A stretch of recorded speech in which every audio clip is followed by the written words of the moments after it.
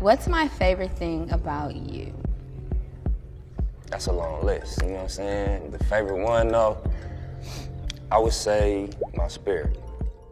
It appears that Nipsey Hussle has been shot and he is confirmed to be dead at this point.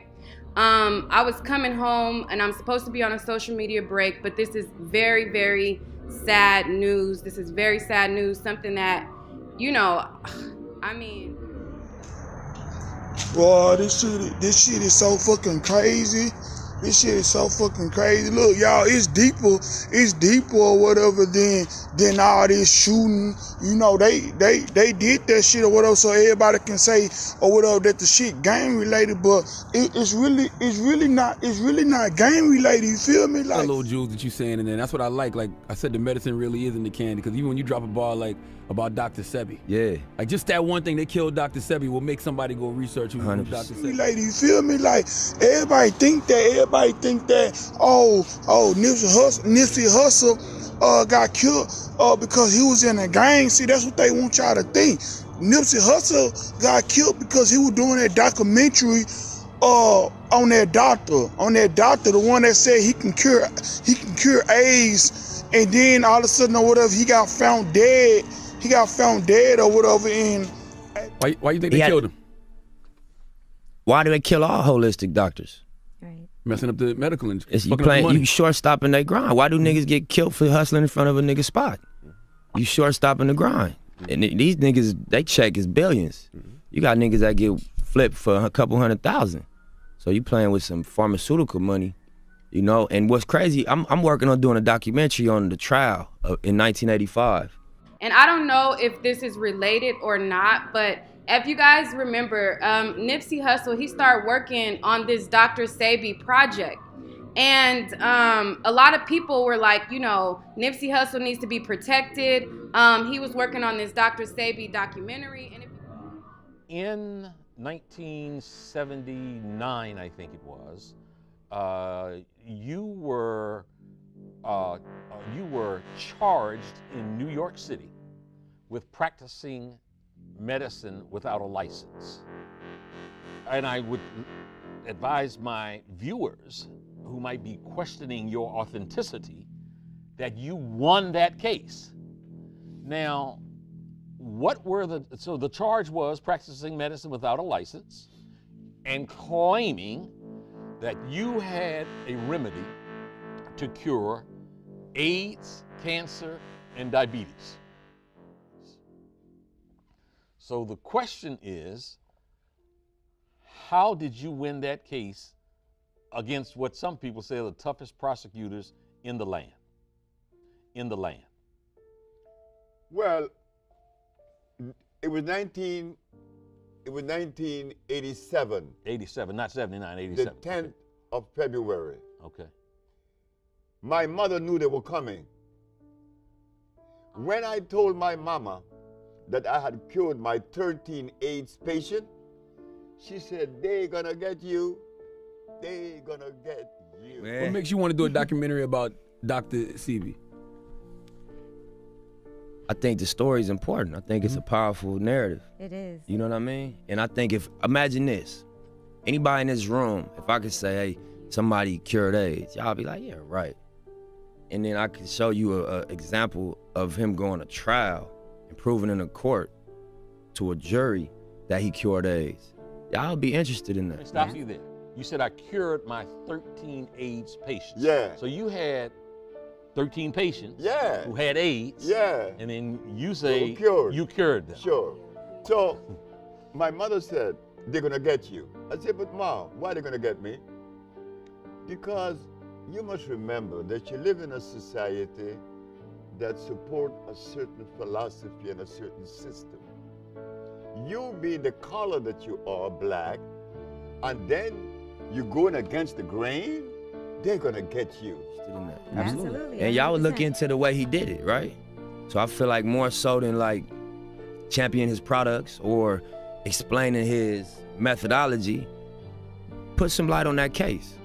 So when I'm in my office on February the 10th, here come the detectives.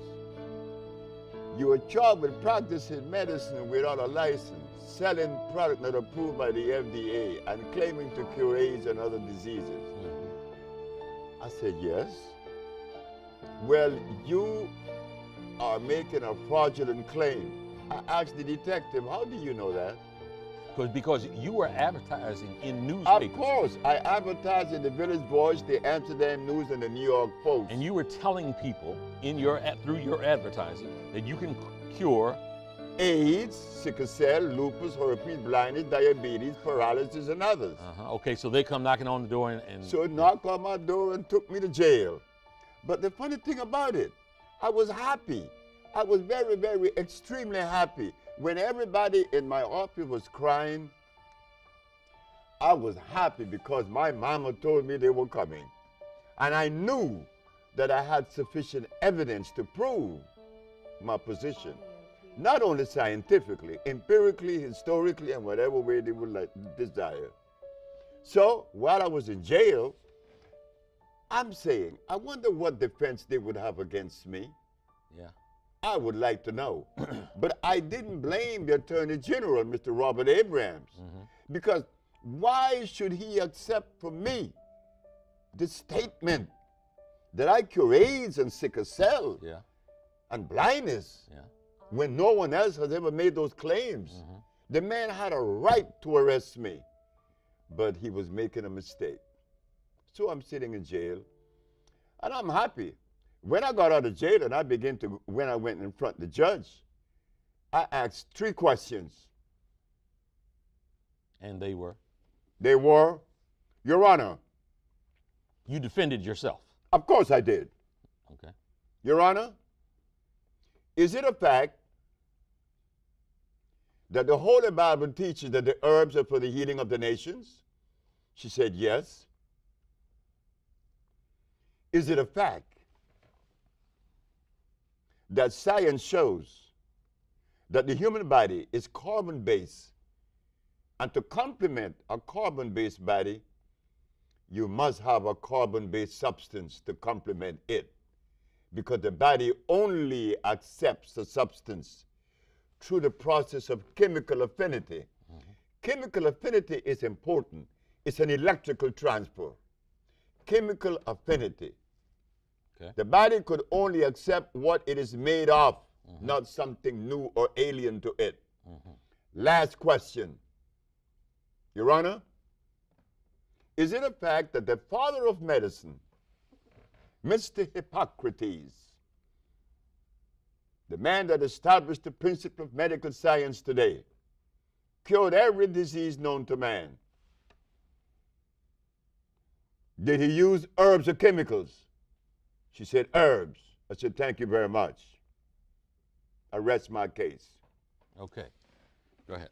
So I understood that the state were unprepared to defend itself.